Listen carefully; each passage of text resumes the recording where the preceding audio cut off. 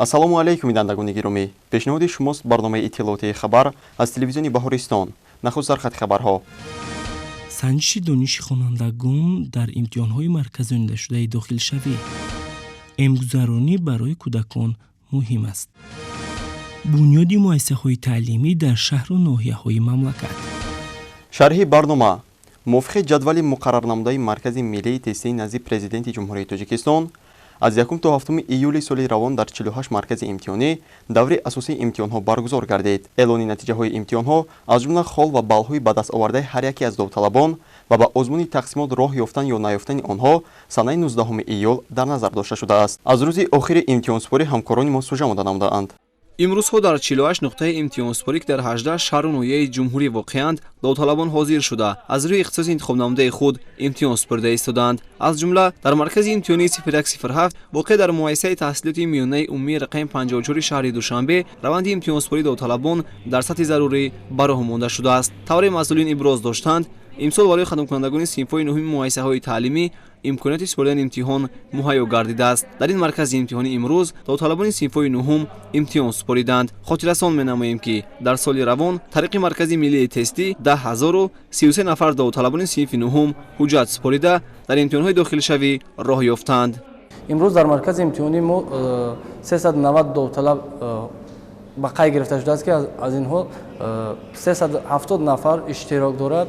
барои инҳо 42 корманди муваққатӣ дар марказ кор ва фаъолият мекунад. маркази миллии тестии назди президенти ҷумҳурии Тоҷикистон барои довталабоне ки бо сабабҳои гуногун дар рафти имтиҳонҳо ҳозир намешаванд, барои онҳо имтиёзҳое дода мешавад ки дар имтиҳони такрорӣ ки рӯзи 12 баргузор мешавад аз нав ба қай гирифта мешаванд ва рӯзи 12 дар нуқтаҳои марказҳои имтиҳонӣ аз сари нав имтиҳон месупоранд. тибқи иттилои масъулин бояд хонандагон сари вақт ба макони имтиҳонспорӣ ҳозир шуда бо худ доштани дудана ручкаи оддии рангаш сиёҳ, шиноснома ва даъватномаро фаромӯш накунанд, зеро дар ин ҳолат довталаб имкон дорад бе мушкилӣ ба имтиҳон ҳозир шавад.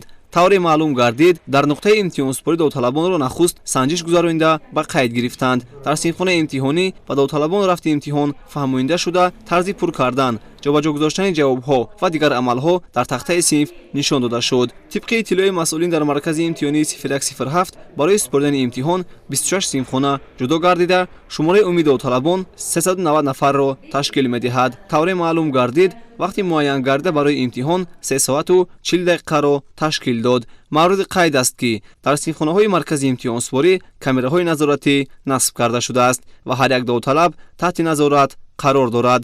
лозим ва зикр аст ки барои ташкилу баргузорӣ ва идораи имтиҳонҳо маркази миллии тестии назди президенти ҷумҳурии Тоҷикистон беш аз 2350 нафар корманди муваққатиро дар асоси озмун ба кор ҷалб намудааст ки онҳо барои назорат ва ёрии амалӣ расонидан дар марказҳои имтиҳонспорӣ равона гардиданд. эмгузаронӣ ба ҳаёти кӯдак нақши бузург дорад. бояд ҳар шахс аз замони тавлид то вақти муайян шуда ба худ эми тақвимеро гирад. идомаи матлаб дар сӯҷаи навбатӣ. саривақт гузаронидани эм кӯдаконро аз бемориҳои фалаҷ, бемории ҷигар, сил, гулӯзиндонак, сулфакабута, кӯктоз, сурхча, гулафшон, бемории шадиди рӯдаву меъда ва бемории гемофилии типи Б эмин медорад. дар ин самт дар марказҳои саломатии шаҳру ноҳияҳои кишвар барои пешгирӣ кардани кӯдакон аз ин бемориҳо эмгузаронии тақвимӣ амал мекунад. дар муассисаи давлатии маркази саломатии шаҳрӣ рақами 10 пойтахт ҳамарӯза падару модарон фарзандонашонро барои эмгузаронии тақвимӣ меоранд.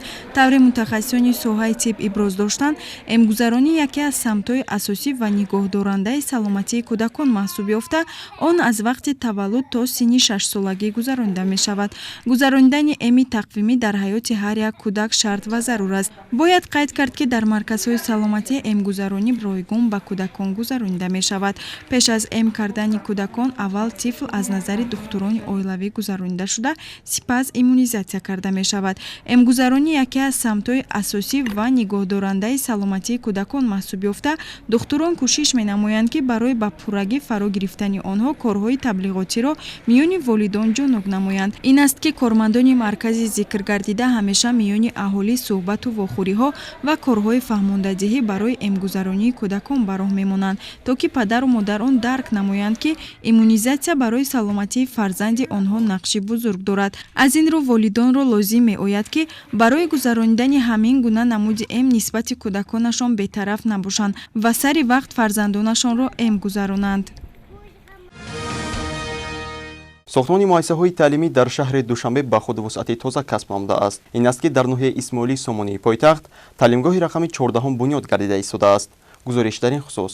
имрӯзҳо дар шаҳру ноҳияҳои кишвар корҳои ободониву созандагӣ ба истиқболи ҷашни 30-солагии истиқлоли давлатии ҷумҳурии Тоҷикистон бо маром идома дорад. маврузи қайд аст ки солассол бо дастгириҳои ҳукумати ҷумҳурии Тоҷикистон, хусусан асосгузори сулҳу ваҳдати миллии пешвои миллат, президенти ҷумҳурии Тоҷикистон муҳтарам Эмомалӣ Раҳмон соҳаи маориф рушд намуда истодааст. дар пойтахти кишвар шаҳри Душанбе низ ин раванд вусъат тоза пайдо карда бунёди муассисаҳои таълимӣ утомактабӣ дар сатҳи зарурӣ ба роҳ монда шудааст. яке аз ин иншоот сохтмони муассисаи таҳсилоти миёнаи умумии рақами 14 мебошад. иншооти мазкур барои 1200 хонанда пешбинӣ шуда дар ноҳияи Исмоилӣ Сомонии пойтахт воқеъ аст. фармоишгари иншоот муассисаи давлатии дирексияи сохтмони иншооти ҳукуматии дастгоҳи иҷроияи президенти ҷумҳурии Тоҷикистон буда пудратчии он корхонаи воҳиди давлатии таъмиру сохтмонӣ мебошад. иншооти мазкур аз 5 бинои чорошона иборат мебошад.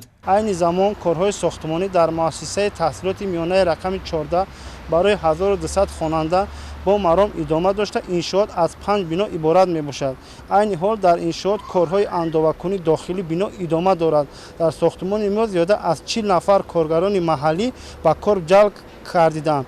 кӯшиш мекунем сифатҳои кори сохтмониро дар сатҳи баланд анҷом дода иншоотро мавриди истифода қарор диҳем. ба иттилои масъулин корҳои сохтмонӣ дар иншооти мазкур аз моҳи марти соли 2019 оғоз гардида то ин давра бештари корҳо ба итмом расидааст. бояд гуфт ки тибқи тарҳи сохтмонии иншоот ҳар синфхона барои 24 хонанда пешбинӣ гардида, дигар утоқҳо ба монанди толори маҷлис барои 609